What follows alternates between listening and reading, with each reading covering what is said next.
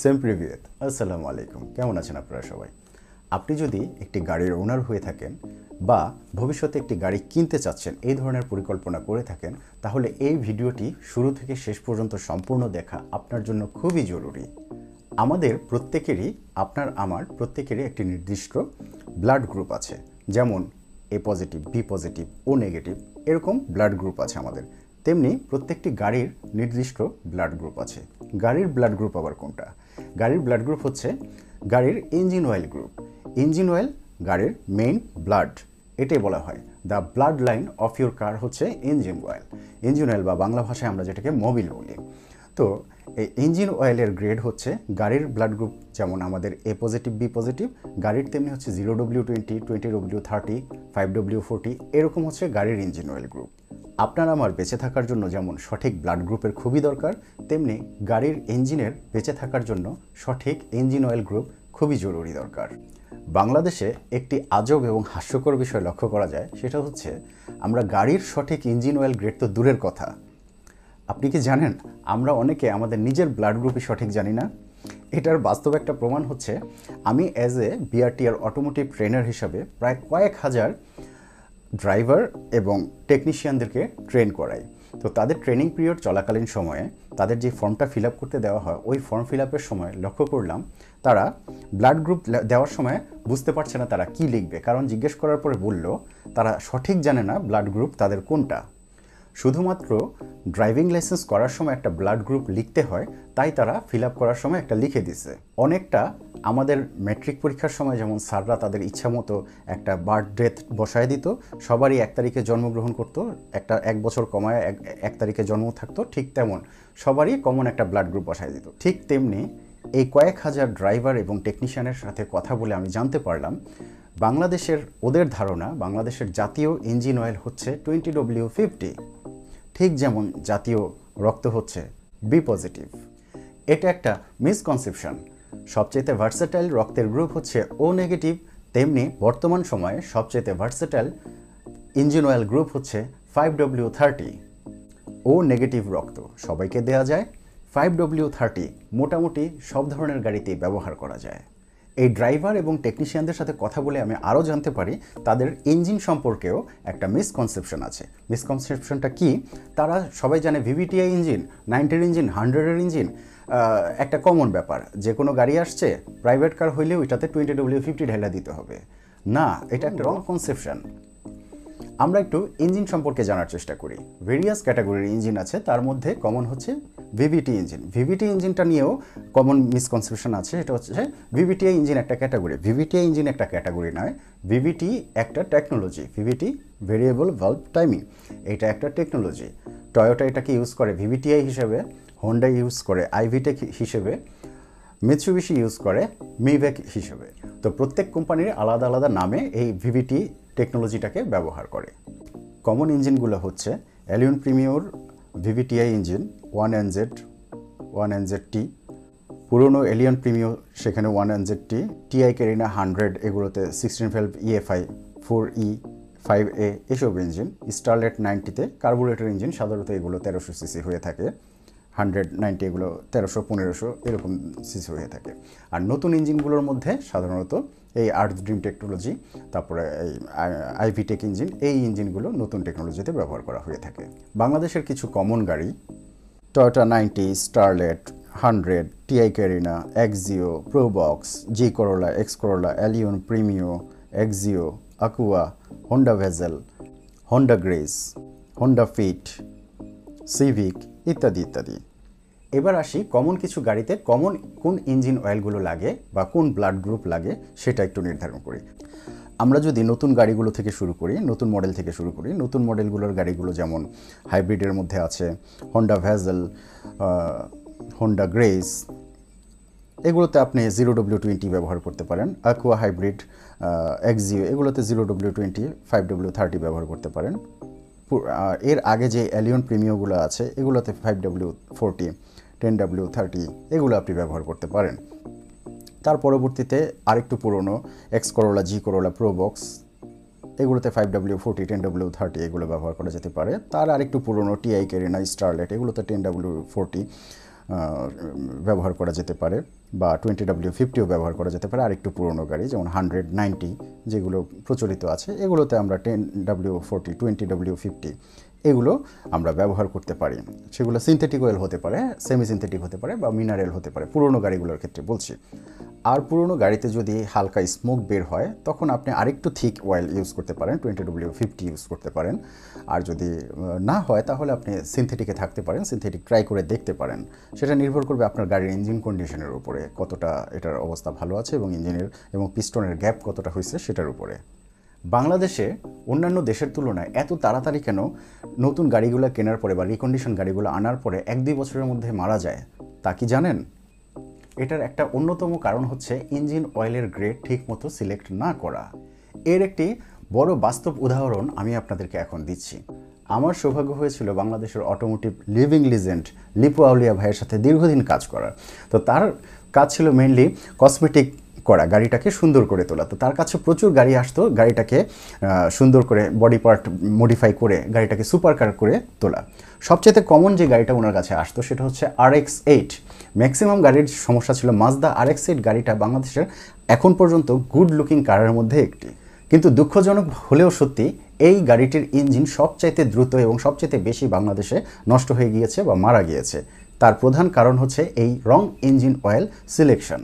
এখানেও একটা মিসকনসেপশন কাজ করে, সেটা হচ্ছে দামি জিনিস ঢাললেই আমার জিনিস ভালো থাকবে। এখানে জিনিসটা সম্পূর্ণ উল্টা হয়েছে। মাজদা RX-8 যারা পারচেস করছে তারা কিন্তু মোটামুটি একটু শৌখিন টাইপেরই বলা যায়। তো তারা তাদের গাড়ির যত্ন করতে গিয়ে, একটু ওভার যত্ন করতে গিয়ে এই গাড়িগুলোকে বরবাদ করছে। সাধারণত টেকনিশিয়ানদের ভুলভাল জ্ঞান এবং অল্প জ্ঞানের কারণে এই ঘটনাটা ঘটছে। তারা গিয়ে সার্ভিস সেন্টারে বলছে, দেন তারা এটার ভিতরে সিনথেটিক অয়েল ঢেলে দিছে বেশি টাকা দামে। তো দামি তেল ঢাললেই বোধ হয়, দামি অয়েল ঢাললেই বোধ হয় গাড়ি ভালো থাকে না। মাজদা RX-8 হচ্ছে একটা ছোটোখাটো স্পোর্টস কার। মাত্র 1300 সিসির ইঞ্জিন থেকে এটা প্রচুর হর্স পাওয়ার উৎপন্ন করতে পারে। এটার কারণ হচ্ছে এটাতে রোটারি ইঞ্জিন ব্যবহার করা হয়। রোটারি ইঞ্জিনে আপনি কিছুতেই সিনথেটিক অয়েল ইউজ করতে পারবেন না। সিনথেটিক অয়েল রোটারি ইঞ্জিনের জন্য না। আমার কাছে প্রচুর এরকম কেস আসছে যে রোটারি ইঞ্জিন খারাপ হয়ে গেছে, পরবর্তীতে তারা এটাতে নোয়ার ইঞ্জিন মানে মাইক্রোবাসের ইঞ্জিন রিপ্লেস করে লাগাই দিচ্ছে। এই ঘটনা আমি যে কতগুলো করছি তা আমার কাছে হিসাব নাই। আমি আমার এক ফ্রেন্ড মিলে এবং লিপু ভাইয়ের কাছে এইরকম গাড়ি মডিফিকেশন করতে গিয়ে এই ইঞ্জিনের সমস্যাটা সবচেয়ে বেশি লক্ষ্য করা গেছে। একটা সবচেয়ে গুড লুকিং কার সামান্য এই ইঞ্জিন অয়েল ঢালার কারণে এভাবে বরবাদ হয়ে গেল, এটা বাংলাদেশে একটা ইতিহাস। এই দুঃখজনক ঘটনাটা শুধুমাত্র সামান্য একটা জাস্ট সঠিক ইঞ্জিন অয়েল গ্রেড দেওয়া না দেওয়ার কারণে হয়েছে। আপনার রক্তের গ্রুপ A পজিটিভ, আপনি হাতুড়ে ডাক্তারের কাছে গেলেন, সে আপনার ভিতরে ঢেলে দিল B পজিটিভ, হবে? ঠিক তেমনি আপনার গাড়ির engine oil grade 0W20 synthetic, আপনি সেখানে ঢেলে দিলেন 20W50, হবে? এটা থেকে উত্তরণের একটি সহজ উপায় আমি আপনাদেরকে আজকে বলে দিচ্ছি। এটা সহজ উপায় হচ্ছে, চিরকালই ছিল, যেমন আপনি খেয়াল করে দেখবেন আইনশৃঙ্খলা রক্ষাকারী বাহিনীতে যারা থাকেন তারা যখন অ্যাকশনে যায় বা দাঙ্গাতে যায়, তাদের নেম ট্যাগের এখানে কিন্তু তাদের ব্লাড গ্রুপটা লেখা থাকে। কারণ কি, তারা যদি অ্যাকশানে গিয়ে কোনো প্রকার আহত হয়, তাদেরকে যদি জরুরি রক্ত দেওয়ার প্রয়োজন পড়ে, সে যদি আনকনশাস থাকে, তাকে যেন ডক্টর সঠিক রক্তের গ্রুপটা দিতে পারে। ঠিক তেমনি আপনার গাড়ির ইঞ্জিন অয়েল গ্রেড কোনটা সেটা কিন্তু ইঞ্জিনের ভিতরে যেই অয়েল ক্যাপটা থাকে সেই ইঞ্জিন অয়েল ক্যাপের মধ্যেই লেখা থাকে তার ইঞ্জিন অয়েল গ্রেড কোনটি। যেমন 20W40, 5W30, 0W20 এরকম লেখা থাকে। তেমনি ওই নেম ট্যাগেও কিন্তু লেখা থাকে তার রক্তের গ্রুপ কোনটা, A পজিটিভ, B পজিটিভ ইত্যাদি। এই তো গেল আপনার রক্তের গ্রুপ এবং গাড়ির ইঞ্জিন অয়েল গ্রুপ চেনার উপায় এবং কিভাবে আপনি ঢালবেন সেটা। এর চাইতে মোস্ট ইম্পর্টেন্ট যে ব্যাপারটা হচ্ছে সেটা হচ্ছে ইঞ্জিন অয়েলের কোয়ালিটি এবং আপনার রক্তের কোয়ালিটি। এটা সবচেয়ে ইম্পর্টেন্ট। ধরেন আপনি অসুস্থ হয়ে কোনো ক্লিনিকে ভর্তি হলেন, এখন আপনার রক্ত লাগবে। তো ডক্টর আপনার রক্ত সংগ্রহ করার জন্য কাউকে পাঠালো, সে নাম না জানা কোনো ব্লাড ব্যাংক থেকে রক্ত নিয়ে আসলো যার কোনো অনুমোদন নেই, বা যেই ডোনার আপনাকে ব্লাড দিতে আসলো আপনি জানতে পারলেন সে একজন নেশাখোর, নেশাগ্রস্ত, ড্রাগ এডিক্টেড। আপনি কি সেই রক্তটা আপনার শরীরে নেবেন? এরকম এডিক্টেড বা নেশাগ্রস্তের রক্ত কি আপনি আপনার শরীরে জেনে শুনে নেবেন? নিতে পারেন, বাকিটা ইতিহাস হবে। ঠিক তেমনি আপনি আপনার গাড়িতে এলাকার কোনো নাম না জানা গ্যারেজে নাম না জানা মিস্ত্রির কাছে নাম না জানা কোনো পুরনো মোবিল টিউন করে সদরঘাট থেকে বানানো চোরাই মোবিল নতুন প্যাকে মোড়কজাত করে আপনাকে দেওয়া হলো, সেই ইঞ্জিন অয়েল আপনি আপনার গাড়িতে ঢেলে দিলেন, সেটা আপনার গাড়ির জন্য কি ভালো হবে? ঢালতে পারেন? বাকিটা ইতিহাস। মনে রাখবেন, সঠিক ব্লাড গ্রুপ এবং পিওর ব্লাড যেমন আপনার জীবন ফিরিয়ে দেয়, ঠিক তেমনি সঠিক ইঞ্জিন অয়েল গ্রেড এবং জেনুইন অয়েল আপনার গাড়ির ইঞ্জিনের জীবন ফিরিয়ে দেয়। অনেকে প্রশ্ন করেন, ইঞ্জিন অয়েলের গ্রেড তো ভাই চেঞ্জ করা যায়, মানুষের রক্ত তো আর চেঞ্জ হয় না। হয়, আপনি যদি বোন ম্যারো ট্রান্সপ্লান্ট করেন তখন দেখবেন যেই ডোনার আপনাকে ট্রান্সপ্লান্ট করতে দিয়েছে সেই ডোনারের যে ব্লাড গ্রুপ ছিল, অনেক সময় যে রিসিভার আছে তার রিসিপেন্টের ব্লাড গ্রুপটা আস্তে আস্তে ডিএনএ চেঞ্জের মাধ্যমে সেই গ্রুপে ডাইভার্ট হয়ে যায়। ঠিক তেমনি আমাদের দেশের গাড়ির যখন বোন ট্রান্সপ্লান্ট করা হয় বা বোন ম্যারো ট্রান্সপ্লান্ট করা হয়, প্রশ্ন করতে পারেন গাড়ির বোন ম্যারো ট্রান্সপ্লান্ট কোনটা? গাড়ির বোন ম্যারো ট্রান্সপ্লান্ট হচ্ছে আপনি যখন গাড়িকে সিএনজি করেন, এলপিজি করেন, বা বিজ্ঞানীরা যখন এটাকে নিয়ে গবেষণা করে, বাংলাদেশের বিজ্ঞানীরা, সেই বিজ্ঞানীদের গবেষণার ফসল যখন গাড়িটি আউটপুটে আসে তখন এটার ভিতরে কি হয় আমার জানা নাই।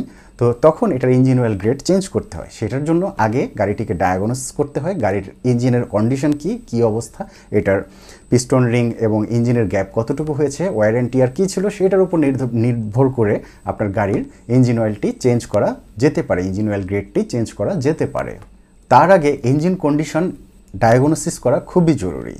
যেমন আপনার বোন ম্যারো ট্রান্সপ্লান্ট করার পরে আপনার রক্তের গ্রুপ চেঞ্জ হবে কিনা সেটা জানার জন্য আপনার ডায়াগনোসিস করা খুবই জরুরি। সর্বোপরি মিথ থেকে একটু বেরিয়ে আসার চেষ্টা করেন, একটু নলেজেবল হন। বি পজিটিভ যেমন ভার্সেটাইল রক্ত না, ভার্সেটাইল রক্ত হচ্ছে ও নেগেটিভ, তেমনি 20W40 বা 20W50 জাতীয় ইঞ্জিন অয়েল গ্রেড না। ভার্সেটাইল ইঞ্জিন অয়েল গ্রুপ হচ্ছে 5W30, তবে সেটা নির্ভর করছে গাড়ির ওপরে, সেটা ইঞ্জিনের ক্যাপের গাড়ি লেখা থাকে কোনটা কার জন্য জরুরি দরকার। সবশেষে মনে রাখবেন, গাড়ি কিন্তু আপনার পরিবারেরই একটি অংশ।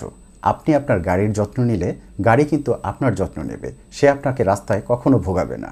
আপনার যদি কোনো প্রকার কনফিউশন হয়ে থাকে আপনি জানার চেষ্টা করুন, প্রয়োজনে আপনার পরিচিত ফ্রেন্ডস, ফ্যামিলি, কোনো একজন এক্সপার্ট মেম্বারের আপনি সহায়তা নিন, তার কাছ থেকে জানতে চেষ্টা করেন যে আসল কি, আপনি কি ইঞ্জিন অয়েল দিবেন, বা অটোমোটিভ সংক্রান্ত যে কোনো কোশ্চেন আপনি আপনার এক্সপার্ট কোনো ফ্রেন্ডকে জিজ্ঞেস করেন। কিন্তু দেখবেন এক গাড়ি কিনে নিজেকে বিজ্ঞানী ভাবতেছে এরকম কারো কাছ থেকে আপনি পরামর্শ নেবেন না। কারো পরামর্শ নিতে হলে তিনি এক্সপার্ট কিনা সেটা একটু জেনে তার কাছ থেকে পরামর্শ নিন। এরপরেও যদি আপনাদের কোনো ডাউট থেকে থাকে, কোনো কোশ্চেন থেকে থাকে, অটোমোটিভ রিলেটেড কোনো কিছু জানার থাকে, জেনুইন অথেন্টিক প্রোডাক্ট সোর্সিং নিয়ে কোনো ডাউট থেকে থাকে, আপনাদের এই অটোমোটিভ এক্সপার্ট লায়ন সিজন ভাই তো আপনাদের জন্য রইলই। আপনি আমাকে কল করতে পারেন, আপনি আমাকে ইনবক্স করতে পারেন, I will definitely help you. আর এই ভিডিওটি থেকে আপনি সামান্যতম উপকৃত হলে লাইক দিবেন, অন্যকে উপকৃত করতে চাইলে আপনার ফ্রেন্ডস অ্যান্ড ফ্যামিলিকে শেয়ার করবেন। একটি জিনিস মনে রাখবেন, knowledge sharing is caring, caring is sharing. আজকে এ পর্যন্তই, টাটা বাই বাই, দাস বিদানিয়া। ভালো থাকবেন আপনারা সবাই।